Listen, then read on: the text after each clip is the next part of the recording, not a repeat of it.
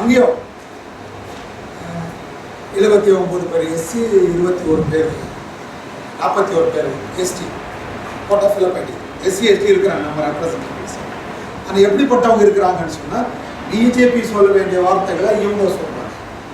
Reservation நம்ம review பண்ணோம், ரிசர்வேஷனில் மேலே வந்தவங்க தான் இன்னும் வந்துகிட்டே இருக்கிறாங்க, அதில் அதை ரிவ்யூ பண்ணோம். ரிசர்வேஷன் பாலிசியை ஒரு முறை நாம் அதை மறுபடியும் அது எல்லாருமே நாம் அதை ரீஅனலைஸ் பண்ணோம். அதுக்கு தகுந்த மாதிரி we must bring some constitutional amendments. இதெல்லாம் இன்னைக்கு சஞ்சய் பாஸ்வான் பேசுகிறாரு, அதாவது ராம்விலாஸ் பாஸ்வான் தம்பி அதை பேசுகிறாரு. மற்றபடி கவர்மெண்ட்டில் நீங்கள் பார்த்தீங்கன்னா out of 44, 19 ministers upper caste, அதுலேயும் 9 பேர் பிராமின்ஸ். அதே போல் ஓபிசி பார்த்தீங்கன்னா 13 பேர் இருக்கிறாங்க. அந்த 13ல் 5 பேர் தான் கேபினெட். நெக்ஸ்ட் எஸ்சியில் பார்த்தீங்கன்னா 3 பேர் தான் மினிஸ்டர்ஸ், அதில் ஒருத்தர் மட்டும் தான் கேபினெட். 2 பேர் வந்துட்டு ஸ்டேட் மினிஸ்டர்ஸ். இது இப்போதைக்கு நிலைமை. ஸோ அவர் என்ன புக் பேக்கெட் சிக் போட்டு அது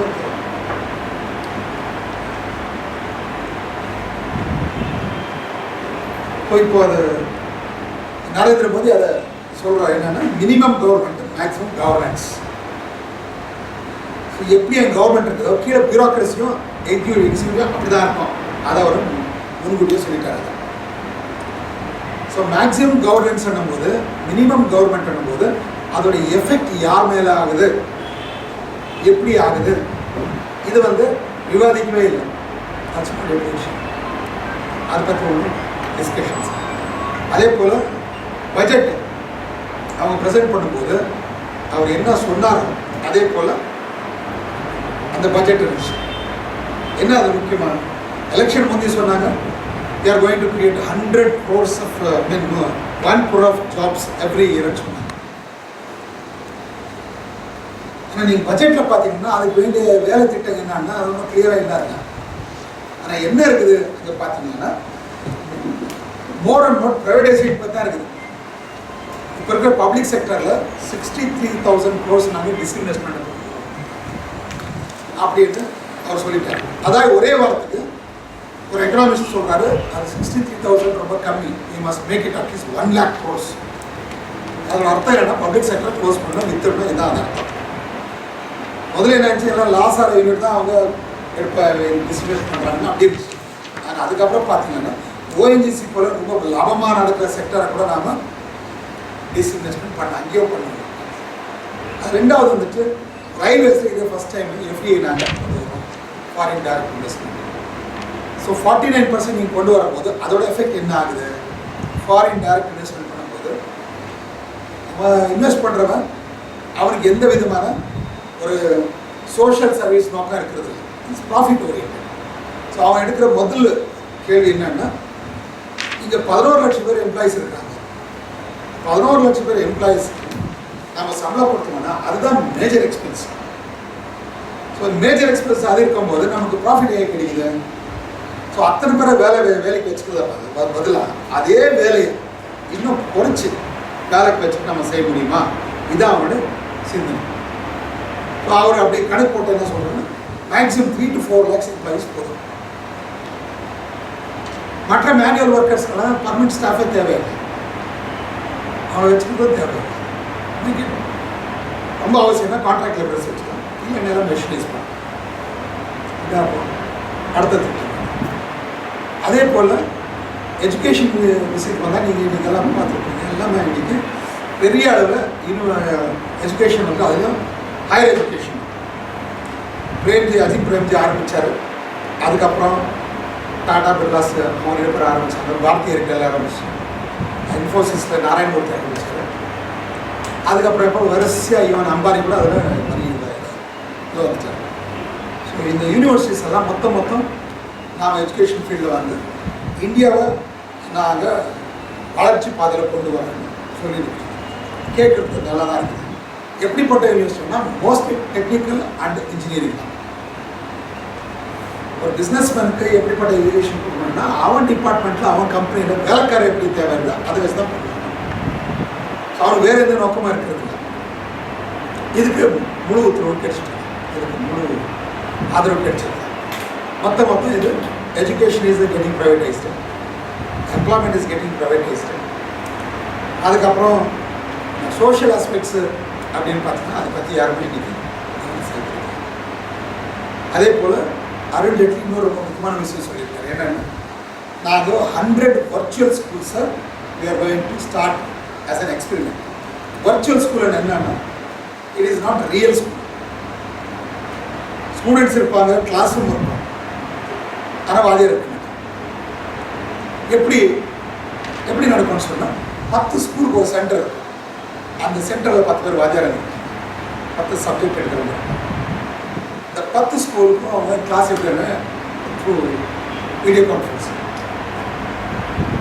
ஸோ வாதியார் என்னென்ன சொல்லுமோ அதெல்லாம் சொல்லுவார், டீச்சர் என்ன கேள்வி கேட்குமோ அதை சொல்லுவாங்க, ஹோம்ஒர்க் எல்லாமே இருக்கும். இன்ஃபேக்ட் வாதியார் எதிரில் இல்லைன்ற ஒரு பயப்படம் இல்லாதனால ஸ்டூடெண்ட்ஸ் நல்லா தான் படிக்கிறாங்க. இதெல்லாம் ரொம்ப சொஃபிஸ்டிகேட்டட் வே ஆஃப் டீச்சிங். இது கேட்குறது ரொம்ப நல்லா இருக்குது. நாம் அமெரிக்கன்ஸ், ஜாப்பனீஸ் இந்த மாதிரி நாம வளரலாம்னு சொல்லி. ஆனால் அதோட சோஷியல் இம்பேக்ட் என்னன்னு பார்த்தீங்கன்னா இன்னைக்கு எஜுகேஷன் ஃபீல்டில் டீச்சர்ஸ் ஆகிறதுக்கு நிறைய வாய்ப்பு இருக்கிறவங்க, அவங்க நிறைய சப்ளை இருக்குது. என்னன்னு பார்த்தீங்கன்னா அது சாமான் எஸ்சி/எஸ்டி பிஎட் படித்து பெரிய வேலை கிடைக்குதுன்னு காத்துல இருக்கவங்கெல்லாம் ஆல் மெஜாரிட்டி எஸ்சி/எஸ்டி பிஏ பிஎஸ்சி படித்து எம்ஏ எம்எஸ்சி படித்து பிஎட் முடிச்சிருக்காங்க. எதுக்கு இந்த வர்ச்சுவல் கிளாஸ் வேணும்? ஜப்பானில் தேவைப்படும், ஆஸ்திரேலியா தேவைப்படும். ஏன்னா அங்கே வாத்தியாருங்க ரொம்ப கம்மியாக இருக்காங்க. ஆனால் இங்கே ஏகப்பட்ட வாத்தியாருங்க இருக்காங்க. இந்த நேரத்தில் எதுக்குன்னு சொன்னால் இங்கே இருக்கிற வாத்தியாருங்க கிராமத்துக்கு போகிறதுக்கு தயார் இல்லை. அதனால் கிராம மக்களுக்கு குவாலிட்டி எஜுகேஷன் கொடுத்து இந்த மெத்தட் ஆக்சுவலி 10 பேர் 10 ஸ்கூல் கிளாஸ் இருக்காங்க. ஆனால் நேரடியாக வாத்தியார்களை அப்பாயிண்ட் பண்ணிங்கன்னா ஒரு ஸ்கூலுக்கு மினிமம் 50 வாத்தியார் இருக்காங்க. 10 ஸ்கூலில் 500 வாத்தியார். ஆனால் 10 பேர் எடுக்கிறதுனால 490 பேர் வேலை எழுதாங்க. ஆனால் அதை பற்றி யாரும் சொல்கிறதில்ல. டாக்கிங் பண்ணுறது ப்ரோக்ரஸ், டெவலப்மெண்ட், இது மட்டும் தான் பேசுகிறாங்க. எல்லா மீடியாவும் தான் பேசுகிறேன். ஆனால் இந்த சோஷியல் ஆஸ்பெக்ட் பேசுகிறேன். இப்படிப்பட்ட விஷயங்கள்லாம் பார்லிமெண்ட்டில் விவாதிக்கிறதுக்காக தான் எஸ்சி/எஸ்டி தனித்தொகுதியில் இருக்குது. ஆனால் தனித்தொகுதியில் போனவங்க இது வரைக்கும் வாயத்தை வந்து இது சரியில்லை, இதை மாற்றணும்னு பேசுறதே கிடையாது. ஏன் இப்படிப்பட்ட ரெப்ரசன்டேட்டிவ்ஸ் இருக்கிறாங்க அப்படின்னு பார்த்தீங்கன்னா மேல் ஜாதிக்காரங்க அப்படிப்பட்டவங்களை தேர்ந்தெடுத்தாங்க, ஃபைன். அப்படிப்பட்டவங்களுக்கு ஓட்டு போட்டாங்க, பணம் கொடுத்தாங்க, டிக்கெட் கொடுத்தாங்க, எல்லாம் ஃபைன். நாம் அவங்க சொல்லி ஒன்று கொடுக்குறோம் இல்லை, because that is their class interest, that is their caste interest. ஆனால் இன்னொரு பக்கம் நீங்கள் பார்த்தீங்கன்னா இந்த கம்யூனிட்டிஸை ரெப்ரசன்ட் பண்ணுற எம்பிஸ் இப்படி பொறுப்பில்லாத காரணம் என்னன்னா கம்யூனிட்டியில் கூட அப்படிப்பட்ட ஒரு திங்கிங் ஆஃப் ரெஸ்பான்ஸ், நமக்கு வர வேண்டியவங்க இப்படிதான் இருக்கணும் என்ற தெளிவு இந்த கம்யூனிட்டியில இல்லை. Political result is nothing but the reflection of the social awareness. சமுதாயத்தில் எந்த வகையில் ஒரு அவேர்னஸ் இருக்குதோ அதுக்கு தகுந்த மாதிரி தான் பொலிட்டிக்கல் சிஸ்டமில் நீங்கள் சேஞ்சஸை பார்க்க முடியும். நீங்கள் தமிழ்நாட்டில் டிஎம்கே ஏடிஎம்கேன்னா அது திராவிட கழகம் செய்த ஒரு போராட்டம், பெரியார் செய்த போராட்டத்தினால இன்னைக்கு திராவிடியன்ஸுக்கு இருக்கிறாங்க. ஆந்திராவில் இன்னைக்கு கட்சியெல்லாம் மாறுது. ஒரு பக்கம் சந்திரசேகர், ஒரு பக்கம் சந்திரபாபு நாயுடு வந்திருக்காங்க. Because there is a movement, அதுக்கு சம்பந்தப்பட்ட ஒரு மூவ்மெண்ட் நடந்திருக்குது. கேரளாவில் இது வரைக்குமே கம்யூனிஸ்ட் தான் ஒரு மெஜாரிட்டி வரணும், because of the communist movement. West பெங்காலில் மம்தா பானர்ஜி வந்திருக்கிறாங்கன்னா பிகாஸ் ஆஃப் ஹர் மூவ்மெண்ட். இப்படி ஒரு சோஷியல் மூவ்மெண்ட் என்ன இருக்குது, அது ஒரு உச்சகட்டத்துக்கு வந்த போது தான் அது பொலிட்டிக்கலாக ரிஃப்ளெக்ட் ஆகுது. ஆனால் நீங்கள் எங்கே பார்த்தாலும் இந்த மெஜாரிட்டி ஓட்டர்ஸ் என்ற எஸ்சி/எஸ்டி இவங்களை மந்தமாக இருக்கிறதுனால, இவங்களுக்காக ஒரு பொலிட்டிக்கல் விஷன் இல்லாத இருக்கிறதுனால அதே மாதிரி தான் இங்கே நம்ம ரெப்ரசன்டேட்டிவ்ஸ் கூட அப்படிதான். இதை நாம் சொல்கிறது அந்த ஜாதியில் எப்படிப்பட்ட புத்தி இருக்குதோ அதை பற்றி அப்படி தான் ஆட்சியே இருக்கும். எப்படிப்பட்ட அவேர்னஸ் இருக்குதோ அப்படி தான் அங்கே ஆட்சி இருக்கோம், அப்படிப்பட்ட லீடர்ஸ் தான் வருவாங்க. ஏன்னா ஜனநாயக டெமோக்ரஸியில் வந்துட்டு ஜனங்க எப்படி இருக்காங்கன்னா நாயகம் அப்படி இருப்பான். ஜனங்கள் ரொம்ப மந்தமாக இருக்கும் போது லீடர் மட்டும் டைனமிக்காக இருக்க முடியாது. அப்படி டைனமிக்காக இருக்கிற லீடர் வந்துட்டு அவங்க ஒத்துக்க மாட்டாங்க. இதான் வாஸ்தவம். This is how it works. அப்போ நாம சிந்திக்க வேண்டியது, ஏன் இந்த சமுதாயத்தில் அப்படிப்பட்ட ஒரு மந்தமாக இருக்கிற ஒரு நேச்சர் ஏதுக்காக. நெக்ஸ்ட் நாம அது யோசனை பண்ணலாம். பாலிடிக்ஸ் என்னாச்சு விடுங்க. சொசைட்டி அப்படின்றது அதோட ரிஃப்ளெக்ஷன் பாலிடிக்ஸ் இருக்கும்போது, அப்போ சொசைட்டி மந்தமாக இருக்குது, அதனால நம்மளுடைய பாலிடிக்ஸ் கூட மந்தமாக இருக்குது. அப்போ நெக்ஸ்ட் கேள்வி, சொசைட்டி ஏன் மந்தமாக இருக்குது? சொசைட்டி ஏன் மந்தமாக இருக்குதுன்னா சொசைட்டிக்கு ஒரு விஷயம் இல்லை. நீ வந்திருக்கணும் எஸ்ஏசி தான் ஆல் ஓபிசி தான் நோ ப்ராப்ளம், ஏன்னா நம்மளோட மந்தமாக இருக்கிறாங்க, அது வேற விஷயம்.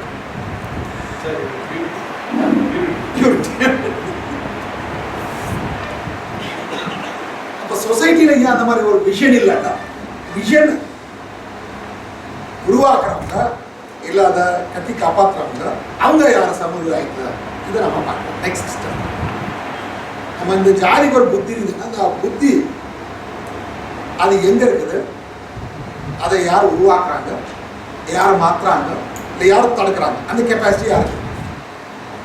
உலகத்தில் எல்லா வர்க்கத்திலையும், உலகத்தில் இருக்க எல்லா வர்க்கத்திலையும், எல்லா சமுதாயத்திலையும்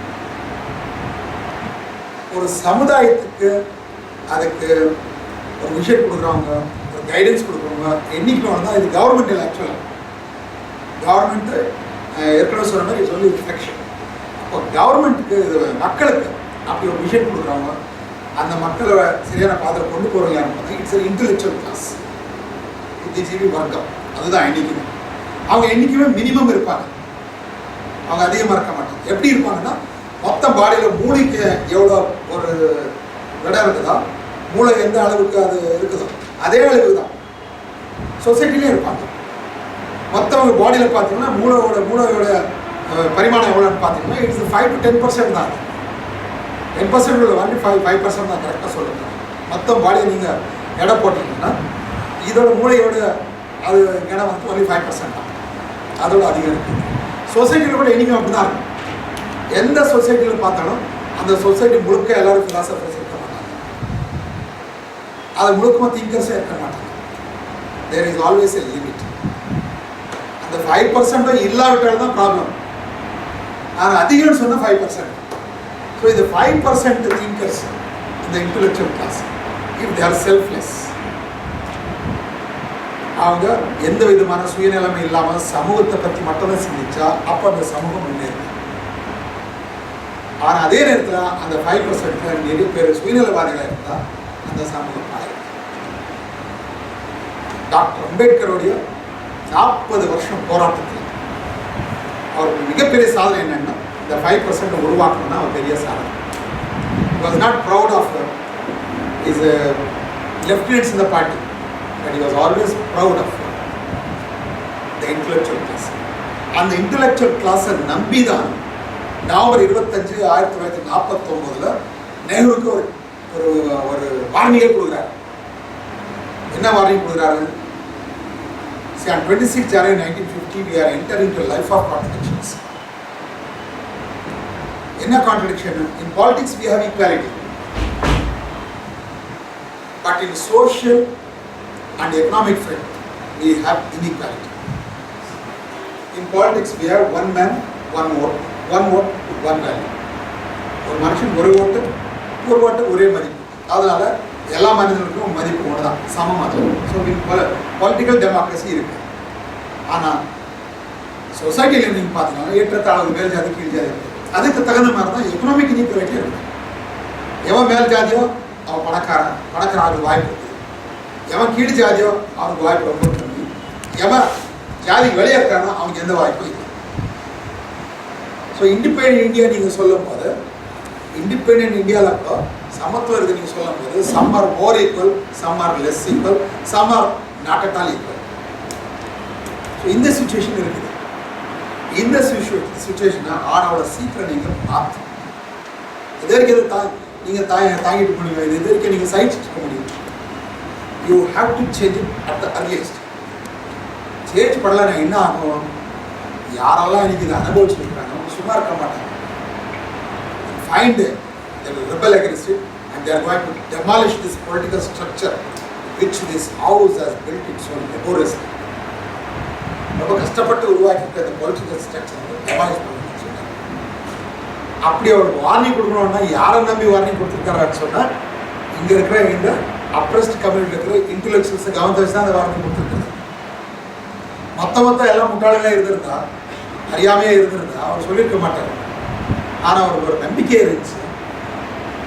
40 வருஷத்தில் உருவாயிருக்கிற இந்த புத்திசாலி வர்க்கம் இவங்க தன்னுடைய மக்களை என் போல வழிநடத்தி இந்த மக்களை சரியான வழிக்கு கொண்டு வந்து நான் உருவாக்கியிருக்கிற இந்த சட்டத்தை நடைமுறைப்படுத்துறது இப்போ இருக்கிற இந்த காஸ்ட் சிஸ்டம் டெமாலிஷ் பண்ணுவாங்க. They will create a new thinking, new leadership. அதோட தான் அந்த நம்பிக்கை தான் சொல்கிறாங்க. அதே மாதிரி 1954 கூட இதே வார்த்தையும் காக்கா காலர் கமிஷன் சொல்றாரு. காக்கா காலருக்கு ஒரு கொஸ்டின் கேட்கிறாரு. பேக்வர்ட் கிளாஸ் கமிஷனோட first backward class commission chairman. நீங்கள் பேக்வர்ட் கிளாஸ்க்கு நிறைய திட்டங்களை போட்டு மேலே கொண்டு வரணும்னு சொல்றீங்க. ஸோ மேலே கொண்டு வரதுன்னா என்ன, எப்படிப்பட்ட திட்டங்களை போடணும்? First of all, who is backward and what constitutes backwardness? அப்போ டாக்டர் அம்பேத்கர் சொன்ன அற்புதமான ஒரு டெஃபினிஷன் என்ன சொன்னால், பேக்வர்ட்னஸ்ன்றது எக்கனாமிக்கலாவோ பொலிட்டிக்கலாவோ அல்ல. It is basically psychological. சைக்காலஜிக்கலாக இருக்கிறது தான் வெளிப்படையாக அது தன்னுடைய அவுட்கம் எக்கனாமிக்கலாக பொலிட்டிக்கலாக வருது. It's basically psychological. என்ன சைக்காலஜிக்கல்னா, ஐ கான்ட் டூ இட்ன்ற ஒரு ஃபீலிங். ஸோ ரிசர்வேஷன் என்ன பண்ணனா, ஐ கேன் டூ இட்ன்ற ஒரு ஃபீலிங் போடுவாங்க. எப்படி பண்ண முடியும்? Among the backwards you create big people. மேல் ஜாதியில் யாரும் சோகால் மேல் ஜாதியில் பெரிய ஆளுங்க வந்தா அவனை பார்த்து கீழ் ஜாதியில் யாரும் இன்ஸ்பயர் ஆக மாட்டாங்க. ஆனால் அதே கீழ் ஜாதியில் ஒரு பெரிய மனுஷன் உருவாயிட்டான்னு சொன்னால் அவனை பார்த்து இவங்க இன்ஸ்பயர் ஆகும். அது ஜலசியாலே ஆகும், இல்லை பாசத்தாலே எப்படி ஆனாலும் சரி. ஐயர் வந்துட்டு ஐஏஎஸ் ஃபர்ஸ்ட் கிளாஸில் பாஸ் பண்ணால் அது பெரிய விஷயம் ஆகிறதுல இவன் தன்னுடைய மகனுக்கு அவர் ஒரு ரோல் மாடலாக சொல்ல மாட்டான். ஆனால் தன்னுடைய கம்யூனிட்டியிலே ஒரு ஐஏஎஸ் பாஸ் ஆகணும் அவன் சொல்கிறான், வேறு ஐயா நம்ம கம்யூனிட்டியில் பிறந்தவர் அவர் இன்னைக்கு டிசி கலெக்டராக இருக்காரு, ஜில்லா கலெக்டராக இருக்காரு, மகனை நீ அப்படி ஆகலாம் அப்படின்னு ரோல் மாடலாக சொல்கிறான். ஏன் அந்த தைரியத்தோட சொல்கிறாங்கன்னா, அவன் ஏன் கம்யூனிட்டி தான், எனக்கு என்ன நிலைமை இருக்கோ அதே நிலைமை அவன் இருக்கான். அப்போ அவனால் முடியும்னா அது உன்னால முடியும். இதுதான் purpose of the reservation. So இப்படி என் சமூகத்தில் இருந்தவங்க தன்னுடைய சமூகத்துக்கு புத்திசாலிங்க தன் சமூகத்துக்கு ரோல் மாடல் ஆகிறது மட்டும் இல்லை, தேர் பிகம் தி வேன்கார்ட்ஸ் ரைட்ஸ். அந்த நம்பிக்கையில் தான் பேசுகிறேன். அதே Baba Saheb Ambedkar after 2 years 1956 March 18 என்ன சொல்றாரு, they educated have betrayed me சொல்றாரு. they backstabbed me. நான் நினைச்சேன் இவங்க the society in which they are born, they are going to work for their liberation. But what I am seeing today is I am seeing a group of clerks who are busy in filling their bellies. அவங்க சோத்துக்காக படிச்சுருக்கிறாங்க, அவங்க வாழ்க்கைக்கு படிச்சுருக்காங்க. அதுக்கப்புறம் திருப்பி 2-3 மாதம் பிறகு அவருடைய personal secretary என்ன சொல்கிறாரு, பர்சனல் செக்ரட்டரி என்ன சொல்கிறாருன்னா, ஆமாம் நான் செய்த போராட்டத்தில் மொத்த லாபம் வந்து எஜுகேட்டட்ஸை வந்து என்ஜாய் பண்ணிருக்கிறாங்க. என்ஜாய் பண்ணுறதுல எந்த அப்ஜெக்ஷன் கிடையாது, அச்சம் இல்லை. ஆனால் அவங்க பொறுப்பை மறந்துருக்கிறாங்க. என்ன பொறுப்பு? they must do social work, they must work for upliftment of the community, but no one is prepared. They are living for themselves and for their personal gains. இதனால வேதனை என்னன்னா, கம்யூனிட்டி இப்படிங்கிறது அது ஒரு பக்கம். ஆனால் இவங்க கூட சர்வநாசமாக போயிடுறாங்க, ஒரு அழிவின் பாதையில் போயிருக்காங்க. ஏன்னா சமூகத்தை விட்டு பிரிஞ்சு தான் மட்டும் வளரணும்னு போகிறாங்க. ஒரு காலகட்டத்து வரைக்கும் they can walk, but not for always. ஏன்னா சமூகத்தை விட்டு பிரிஞ்சு இருக்கிறவங்க இது வரைக்கும் முன்னேறி இருக்கிற வரலாறு உலகத்திலே இல்லைன்னு சொல்லுவாங்க. ஸோ இந்த வர்க்கத்தை நம்பி தான் பாபா சாஹேப் அம்பேத்கர் ஒரு மாற்றத்தை வரும் என்று எதிர்பார்த்தார். ஆனால் அவர் காலத்திலேயே, அவர் காலகட்டத்திலேயே, அவர் வாழ்க்கை காலத்திலேயே இது நடக்கலை. நமக்கு கிடைச்சிருக்கிற வாய்ப்பு, நமக்கு கிடைச்சிருக்கிற படிப்பு, நமக்கு கிடைச்ச ரிசர்வேஷன் இதெல்லாம் வச்சு இதை பாதுகாக்கிறதுக்காக நம்ம அசோசியேஷன்ஸ் உருவாக்கும். SC ST employees welfare association India போதும் 35,000 SC ST associations more than that இருக்குது.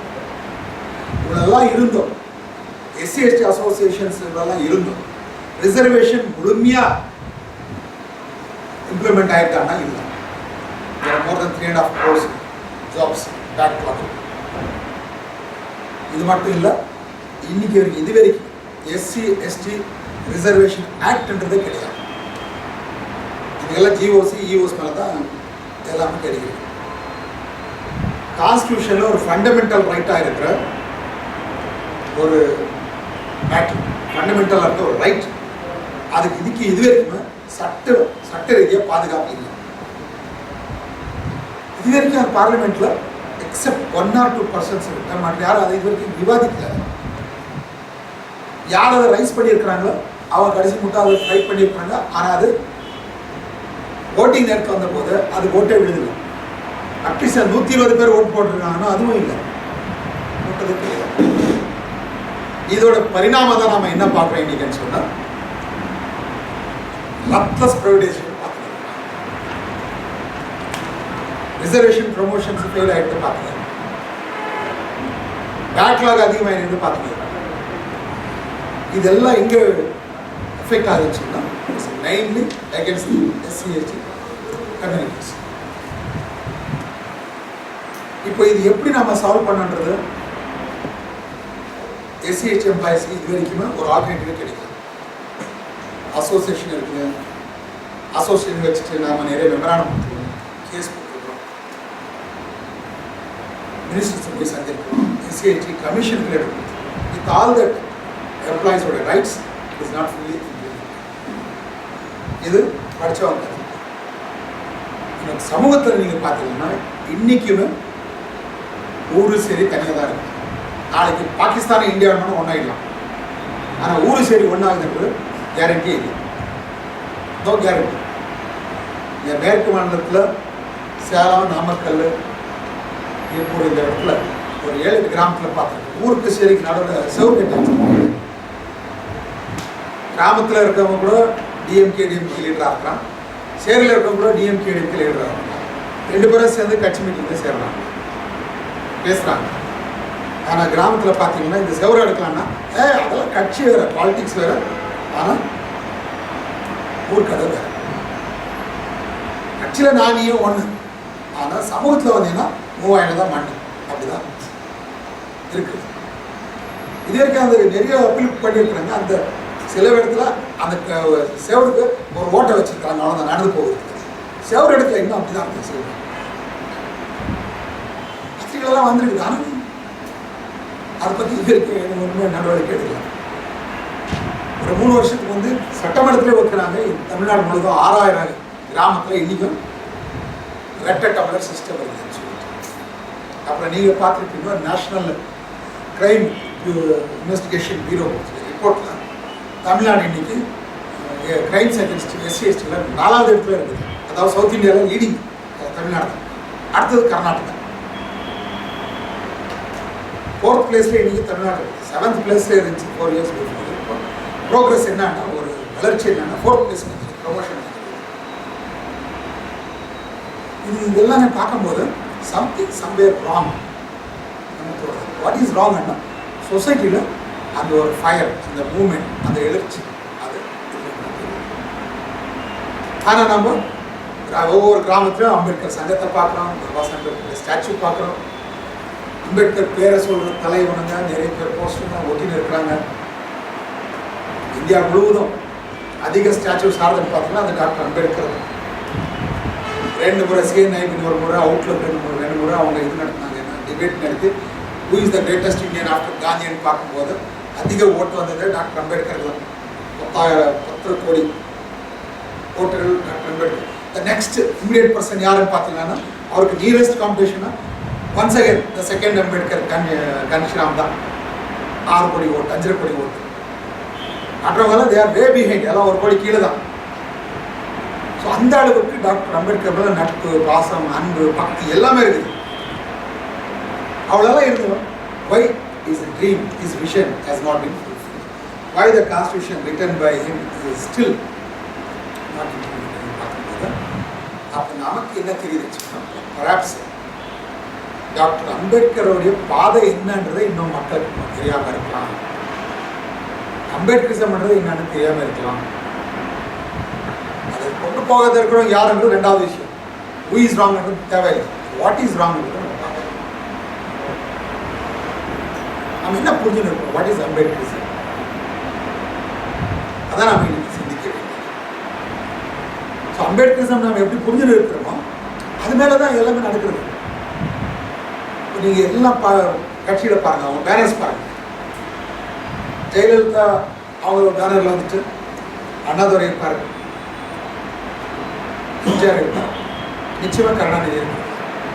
கருணாநிதி போட்ட பேனரில் அண்ணாதுரை இருப்பார், பெரியார் இருப்பார், அவரும் இருப்பார், ஆனால் எம்ஜிஆர் இருப்பார். கம்யூனிஸ்ட் பேனரில் வந்துட்டு கால் மார்க்ஸ், லெனின், ஏஞ்சல்ஸ் எல்லாம் இருப்பாங்க, நிச்சயமாக காந்தி இருப்பார். காங்கிரஸ் பேனரில் காந்தி இருப்பார், நெஹ்ரு இருப்பார், காமராஜ் கூட இருப்பார், ஆனால் கால் மார்க்ஸ் இருக்க மாட்டார், கோலவல்கர், எடிகேவார் இருக்க மாட்டார். பிஜேபி பேனரில் வந்துட்டு எடிகேவார், கோலவல்கர், வாஜ்பேயி இவங்கெல்லாம் இருப்பாங்க, ஆனால் காந்தி, நெஹ்ரு இருக்க மாட்டாங்க, கால் மார்க்ஸும் இருக்க மாட்டார், பெரியார் முதல்ல இருக்க மாட்டார். ஆனால் இவங்க எல்லாரும் பேனர்லையும் டாக்டர் அம்பேத்கர். அப்போ பாருங்க, சந்தோஷம் நம்ம கைத்தட்டிருப்பாங்க, நமக்கு அறியாமையே. ஆனால் அதோடைய மீனிங் என்னன்னா, அப்போ எல்லா கட்சிக்கும் பொருத்தமான ஐடியாலஜி ஆகுது, எல்லார் தலைக்கும் ஃபிட் ஆகிற கேப்பா இது.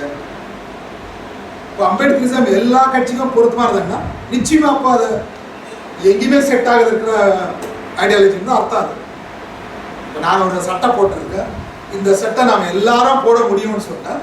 அப்போ அதோட அர்த்தம் என்னன்னா, இது யாருக்கும் செட் ஆகாது சட்டைன்னு அர்த்தம். அப்படிதானே? என்னுடைய நான் இருக்கு இப்போ 42 ஷர்ட் சைஸு, நான் இவருக்கு 40 இருக்கும், நம்ம தம்பிக்கு வந்து 38 இருக்கும். ஆனால் 38 சைஸில் இருக்கும், அவருக்கும் சட்டை செட் ஆகுது, எனக்கும் செட் ஆகுது, இவருக்கும் செட், எல்லாருக்கும் செட் ஆகுதுன்னு சொன்னால் அது யாருக்கும் செட் ஆகாது இருக்கிற சட்டை தான். அது அப்படியா?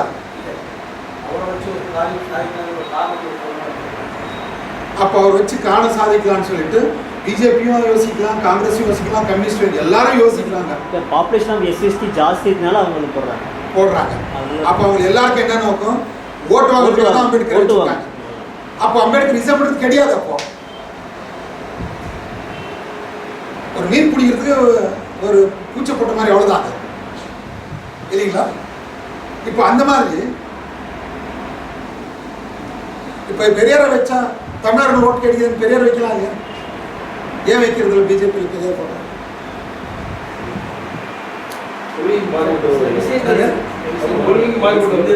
மாறுபட்டது.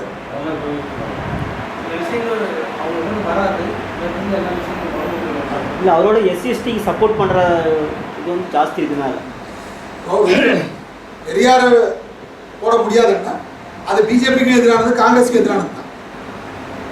ரெண்டுமே அவரோட ரெண்டே ஒத்துக்கிறாங்க. அதை கம்யூனிஸ்ட் கூட எடுக்கிறது இல்லை. ஏன்னா அது வெளிப்படை எல்லாருக்குமே பெரியாரிசம் என்னன்னு தெரியும்.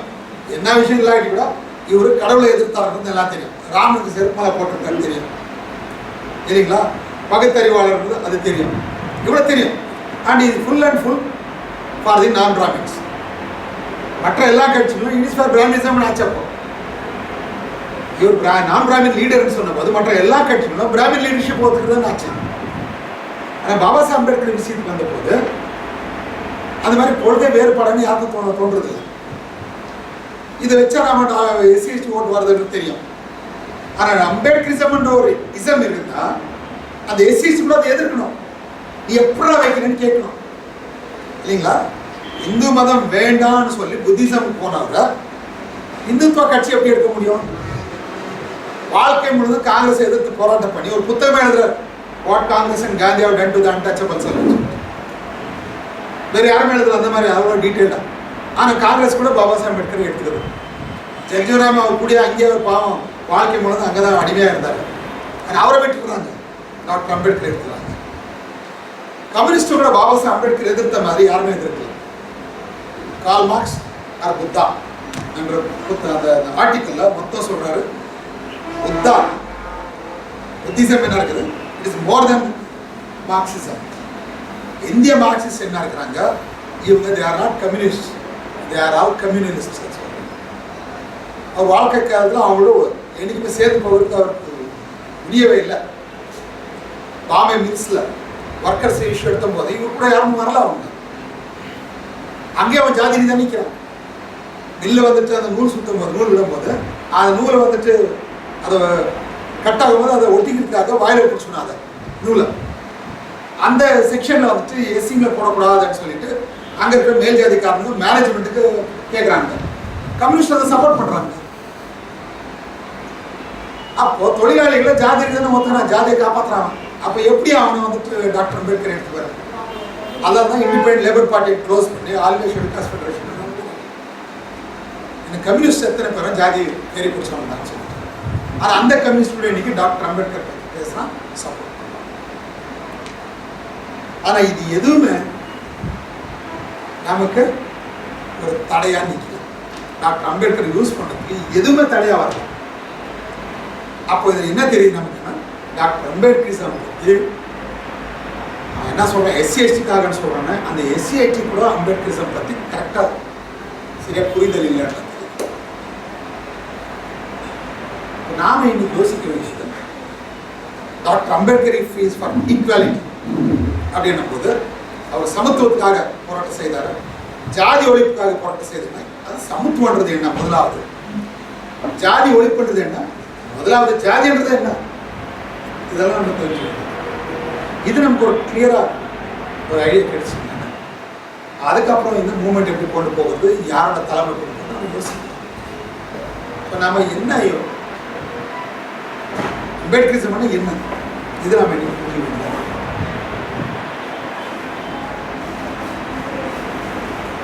என்ன நீங்க ஃபீல் பண்றீங்க? What is Ambedkarism? Ambedkarism fail ஆச்சா சக்ஸஸ் ஆச்சான்றது ரெண்டாவது. அம்பேத்கரிசம் என்ன தெரிஞ்ச பிறகு தான் ஃபெயிலியர் சக்ஸஸ் பேச முடியும். மொத்தமாக தெரியுது என்னன்னா, டாக்டர் அம்பேத்கருடைய சிந்தனைகள் என்ன இருந்துச்சோ அது மாறுபட்ட ஒரு சிஸ்டம் இப்போ வந்துருக்கு. அப்போ அது மாறுபட்ட சிஸ்டம் என்ன? அப்போ இந்த சிஸ்டம் என்ன? டாக்டர் அம்பேத்கருடைய சிந்தனைகள் என்ன அவர் எதிர்பார்த்தாங்க? சுதந்திர நாட்டில், சுதந்திர இந்தியாவில் என்ன மாற்றத்தை எதிர்பார்த்து எப்படி இருக்கணும் சுதந்திர இந்தியா?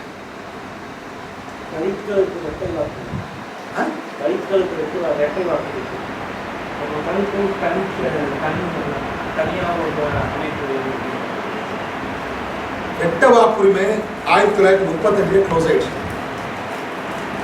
அதுக்கப்புறம் அவர் அதை பற்றி பேசவே இல்லை.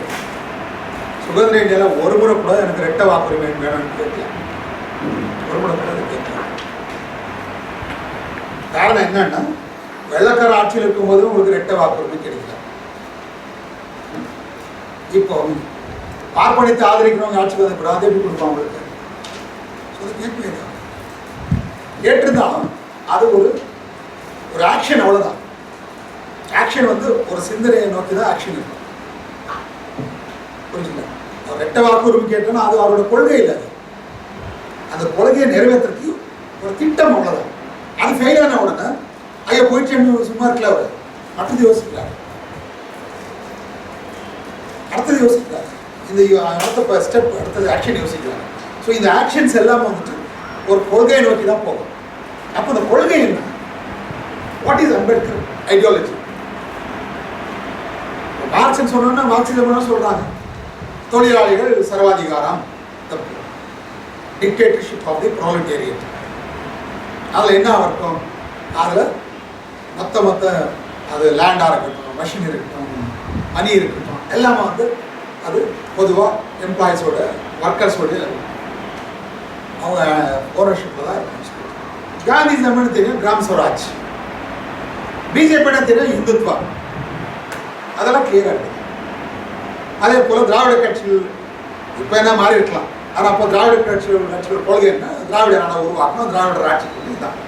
திராவிடர் யார் அப்படின்னும் போது பிராமணர்களை தவிர எல்லாரும் திராவிடர், இப்படி ஒரு காலம் இருந்துச்சு. இப்போ அதெல்லாம் மாறிப்பட்ட இப்போ பிராமணர் வந்து அங்கே சீஃப் மினிஸ்டர், அது வேற கதை. ஆனால் ஒரு கொள்கை இருந்துச்சு. அப்போ அம்பேத்கரிக் மூமெண்ட், அம்பேத்கரிசம் என்றால் என்ன? அம்பேத்கரிக் மூமெண்ட், அம்பேத்கரிசம் இருக்கணும் இல்லைங்களா? So So what is Ambedkar? Rate is yes.